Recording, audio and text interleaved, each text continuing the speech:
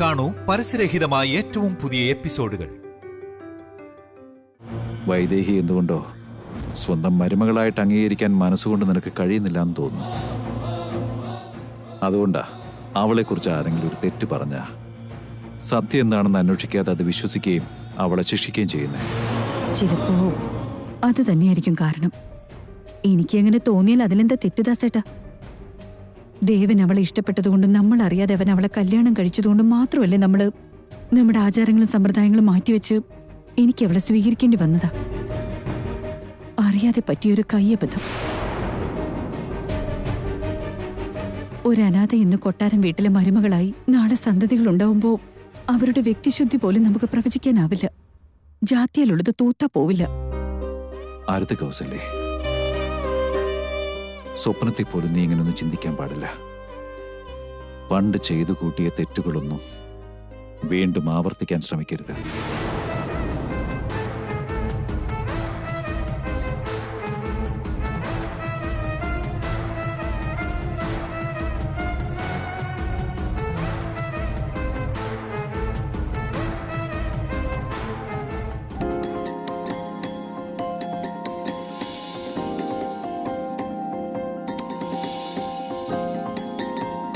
വൈദേഹി, നിനക്കെന്താ മോളെ ഉറക്കം വരുന്നില്ലേ? നീ എന്തിനാ ഇങ്ങനെ പുറത്തു ഇറങ്ങി നടക്കുന്നേ?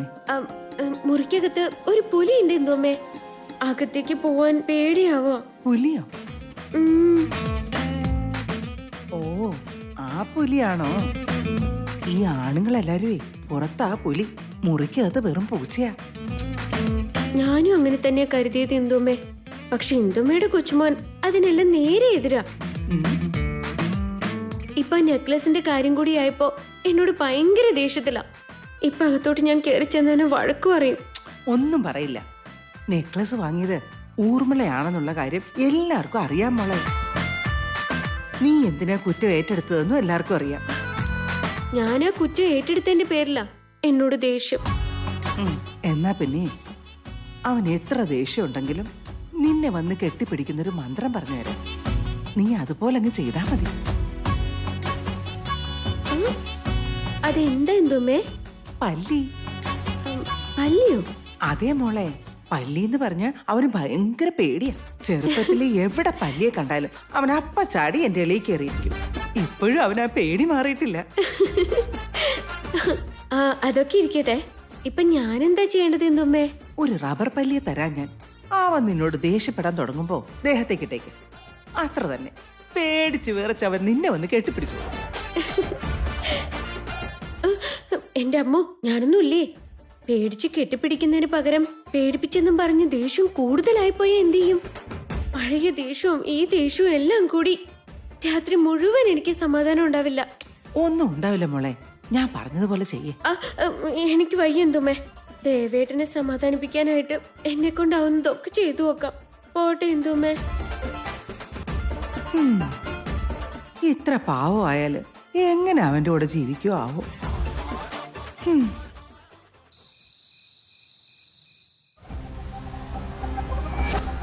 ഫോൺ ചെയ്തത് ചേച്ചിയുടെ ഫോണെന്നാന്നേ ഉള്ളൂ. പക്ഷെ ബുക്ക് ചെയ്തത് ചേച്ചി അല്ലമ്മേ, ഞാനാ.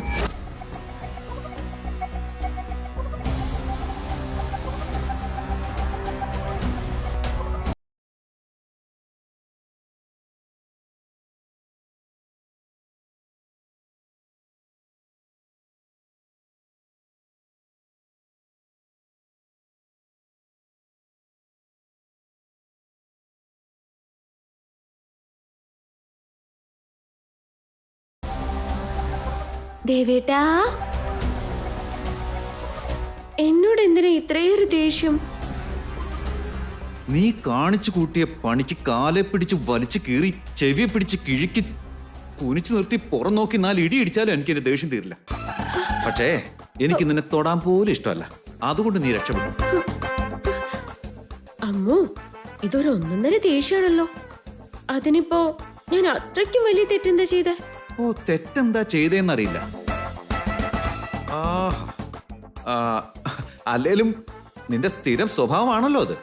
അതുകൊണ്ടൊന്നും തെറ്റാണെന്ന് തോന്നൂല. ആദ്യം നീ നമ്മുടെ കല്യാണക്കാരി അങ്ങ് ഒളിപ്പിച്ചു. എന്നിട്ട് നിന്റെ അനിയത്തിയെ എനിക്ക് ഭാര്യയായിട്ട് പറഞ്ഞു വിട്ടു. എന്നിട്ട് ദേ ഇപ്പോ ചേട്ടത്തി നിന്ന് കാണിച്ചൊരു വലിയ തെറ്റ് സ്വയം തലയിലെടുത്ത് വെച്ച് വലിയ ആളായി. അല്ല, ഈ ലോകത്തെ എല്ലാ പ്രശ്നങ്ങളും തലയിൽ വെച്ചാലേ നിനക്ക് സമാധാനം കിട്ടുള്ളൂന്നുണ്ടോ? എന്താടി വെറുതെ കിണിക്കണ്ട. അത് കാണുമ്പോ എനിക്ക് ഭ്രാന്താവുന്നുണ്ടേ. ആ, അന്നങ്ങനെ ചെയ്തത് അച്ഛന് വേണ്ടിയാണെന്ന് പറയാം. ഇപ്പൊ ഇത് ആർക്ക് വേണ്ടിയാണാവോ? എന്തിനാ ചെയ്തെന്നൊക്കെ ദേവേട്ടന് അറിയാവുന്നല്ലേ. എന്നാലിപ്പോ എനിക്ക് ഒത്തിരി സന്തോഷം തോന്നുന്നുണ്ട്. അതടി, നീ സന്തോഷിക്കും. എന്നെ ഇങ്ങനെ ഇട്ട് ടോർച്ചർ ചെയ്യുന്നതേ നീ എത്രമാത്രം ആസ്വദിക്കുന്നുണ്ടെന്ന് എനിക്ക് നന്നായിട്ട് അറിയാം മോളെ. അയ്യോ മാറിക്കേ മാറിക്കേ മാറിക്കേ. ദേവേട്ടാ, ഞാൻ പറയുന്നതൊന്ന് കേക്ക്. അമ്മ എന്നെ വഴക്കു പറഞ്ഞിട്ടും ഊർമിള ചേച്ചി എന്നെ പ്ലാൻ ചെയ്ത് ബുക്ക് ചെയ്യാൻ നോക്കിയിട്ടും ദേവേട്ടന് മാത്രം ഞാൻ തെറ്റ് ചെയ്തിട്ടില്ല എന്ന് വിശ്വാസമായിരുന്നില്ലേ? അതിനേക്കാളും വലിയ സന്തോഷം എനിക്ക് മറ്റെന്താ ഉണ്ടാവുക?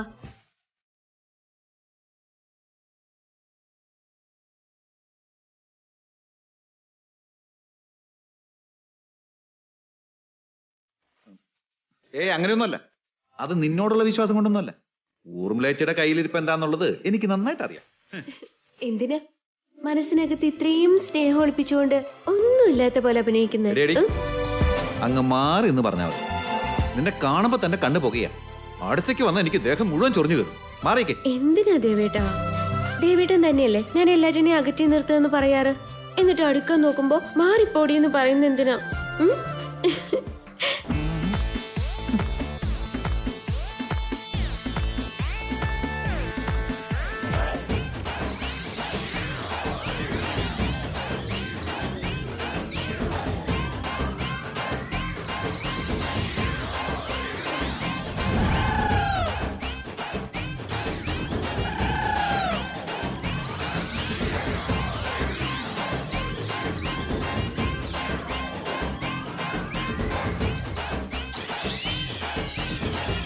മോള് പറഞ്ഞത് ശരിയാണല്ലോ. ചെറുക്കൻ വല്ലാത്ത ദേഷ്യത്തില. ഇത് ശരിയാവില്ല. ബ്രഹ്മാസ്ത്രം പ്രയോഗിച്ചേ പറ്റൂ.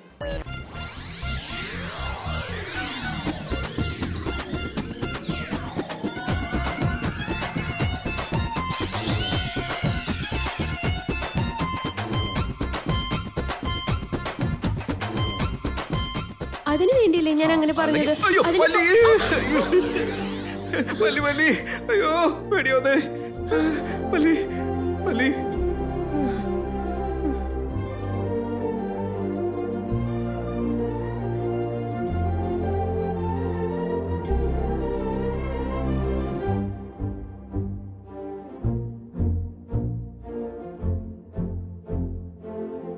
പണി കഴിഞ്ഞു. ഇനിയിപ്പൊ എനിക്ക് കാര്യമില്ല. അവരുടെ കാര്യം ഇനി അവരെ നോക്കിക്കോളൂ.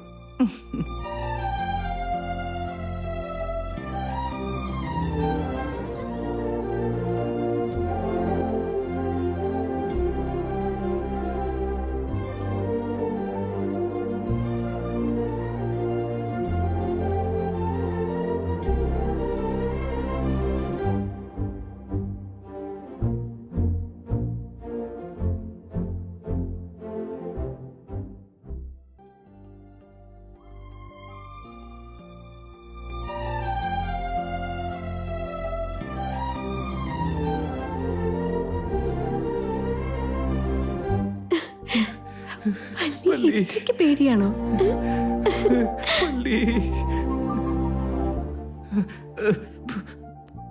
പല്ലി പോയോ? ഞാൻ നോക്കട്ടെ കേട്ടോ. പോയി എന്ന് തോന്നുന്നു. എന്റെ അമ്മേ, പല്ലി. അയ്യോ എനിക്ക് പേടിയാ. എവിടെ? അയ്യോ പല്ലി.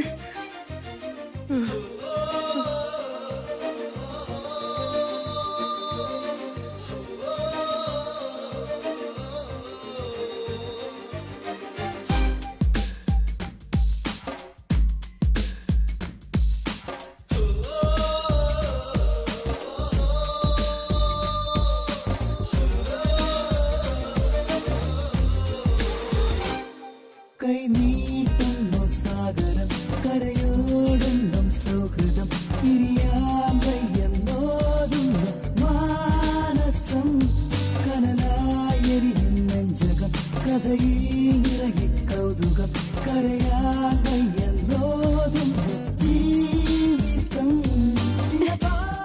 ഇടയ്ക്കിടയ്ക്ക് ഈ പല്ലി പ്രയോഗം നടത്തുന്നതിൽ ഒരു രസം ഉണ്ടാവുമല്ലേ?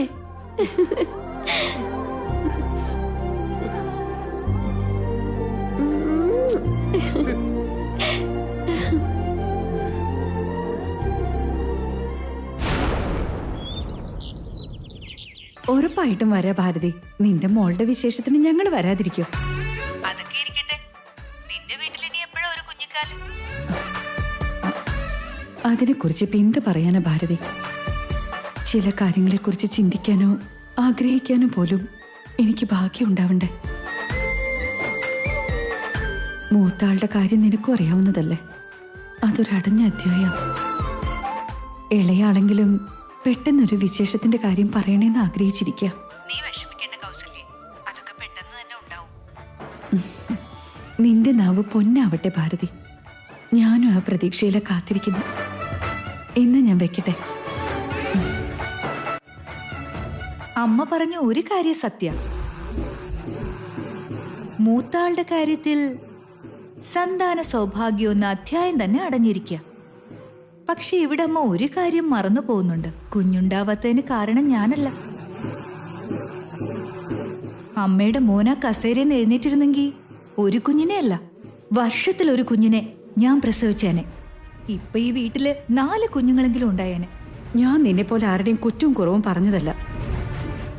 എന്റെ മനോവിഷമം ഞാൻ അവളോട് പറഞ്ഞതേ ഉള്ളൂ. എങ്ങനായാലും കാര്യമൊന്നല്ലേ.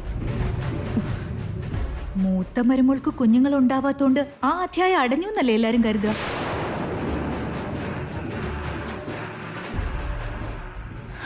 ശരി, ആര് വേണേലും എന്ത് വേണേലും വിചാരിക്കട്ടെ. എനിക്കൊരു നഷ്ടവും ഉണ്ടാവാനില്ല. അതുപോലെ തന്നെ അമ്മയ്ക്കും ഒരു നഷ്ടവും. എന്തുകൊണ്ടാണെന്നോ, എനിക്കൊരു കുഞ്ഞിനെ ഉണ്ടാക്കാനുള്ള ഭാഗ്യമില്ലെങ്കിലും ഇളയ മരുമകളുണ്ടല്ലോ അമ്മയ്ക്ക്.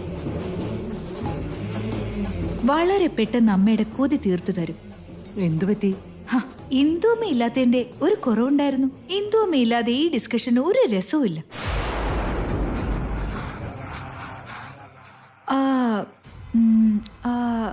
നമ്മൾ എവിടെ നിർത്തിയമ്മേ? എത്രയും പെട്ടെന്ന് അമ്മയുടെ കൊച്ചുമരുമോള് അമ്മയുടെ കൊതി തീർത്തു തരുമെന്നല്ലേ? ദേ വന്നല്ലോ. പറഞ്ഞപ്പോഴേക്കും വനമാല എത്തി. Think of devil, devil is here.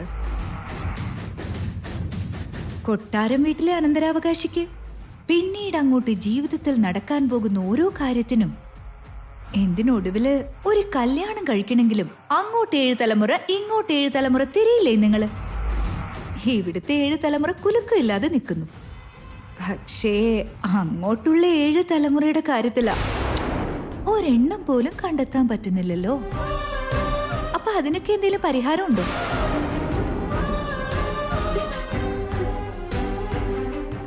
ഊർമിളെ, സമയവും സന്ദർഭവും നോക്കാതെ ഓരോന്ന് വിളിച്ചു പറഞ്ഞില്ലേ നിനക്ക് സമാധാനാവില്ലേ? അതിനിപ്പോ ഞാൻ എന്ത് തെറ്റ് പറഞ്ഞിട്ടാ ഇന്ദുമ്മേ? തെറ്റാണോ എന്ന് അമ്മയോട് തന്നെ ചോദിക്ക്. എന്തു പറയുന്ന അമ്മേ? ഞാൻ പറഞ്ഞതിൽ എന്തെങ്കിലും തെറ്റുണ്ടേ അമ്മ തന്നെ പറ.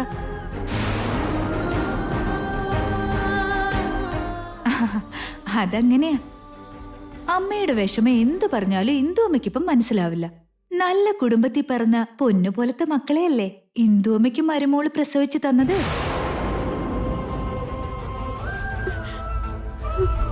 ഇവിടിപ്പോ പാവ അമ്മയാ. അമ്മയുടെ മരുമക്കളായ ഞങ്ങൾക്ക് അമ്മയുടെ ആ കൊതി സ്വപ്നമൊന്നും നിറവേറ്റാൻ പറ്റുന്നില്ലല്ലോ. അതിന്റെ വേദന അത് അനുഭവിക്കാത്തവർക്ക് മനസ്സിലാവില്ല.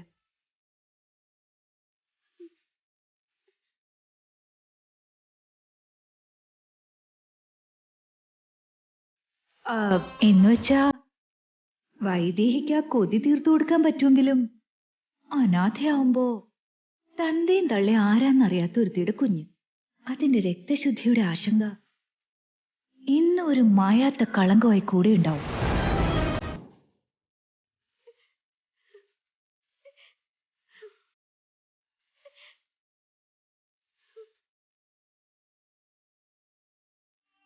വൈദേഹിക്ക് ആ കൊതി തീർത്തു കൊടുക്കാൻ പറ്റുമെങ്കിലും അനാഥയാവുമ്പോ തന്തയും തള്ളി ആരാന്നറിയാത്ത ഒരുത്തിയുടെ കുഞ്ഞ്, അതിന്റെ രക്തശുദ്ധിയുടെ ആശങ്ക ഇന്ന് ഒരു മായാത്ത കളങ്കമായി കൂടെ ഉണ്ടാവും. ഊർമിളെ, നിന്റെ നാവ് ഞാൻ പിഴുതെടുക്കും പറഞ്ഞേക്കാം. എന്തിനാ ഈ തൊട്ടതിന് പിടിച്ചവനൊക്കെ അവളുടെ അനാഥത്വം ചൂണ്ടിക്കാണിച്ച് കുറ്റം പറയുന്നേ? ഇങ്ങനെ കുത്തി നോവിച്ചത് കൊണ്ട് നടന്നു ഒന്നും മാറാൻ പോകുന്നില്ലല്ലോ. വൈദേഹി ഈ വീട്ടിലെ മരുമകളല്ലാതെ ആകുന്നില്ല. ആ അനാഥ എനിക്ക് വാണിംഗ് തരുന്നു. ഈ ഒരു വാക്ക് മതി ജീവിതകാലം അവളെ കുത്തി നോവിച്ചു കൊല്ലാൻ.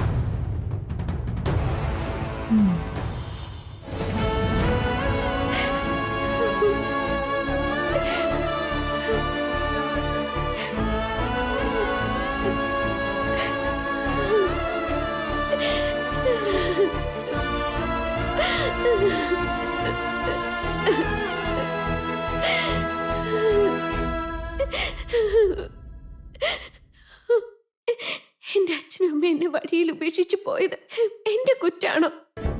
അതെന്റെ വയറ്റിലുണ്ടാവാൻ പോകുന്ന കുഞ്ഞിനൊരു ശാപമായിട്ട് മാറുമോ? പൊന്നു പോലെ നോക്കുന്ന ഒരു അച്ഛനും അമ്മയും ഉണ്ടായിട്ടും, മരുമോളെ സ്വന്തം മോളെ പോലെ നോക്കുന്ന ഒരു കുടുംബം ഉണ്ടായിട്ടും, ജീവന് തുല്യം സ്നേഹിക്കുന്ന ഒരു ഭർത്താവ് ഉണ്ടായിട്ടും, അനാഥ എന്ന വാക്കൊരു ശാപം പോലെ എന്നെ പിന്തുടരുകയാണല്ലോ രാമ. ഇതെന്റെ കുഞ്ഞിനെ ബാധിക്കോ ഈശ്വര? എനിക്ക് പേടിയാവുന്നു.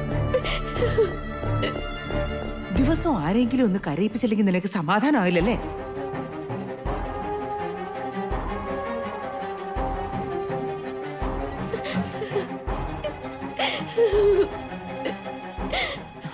വൈദേഹി,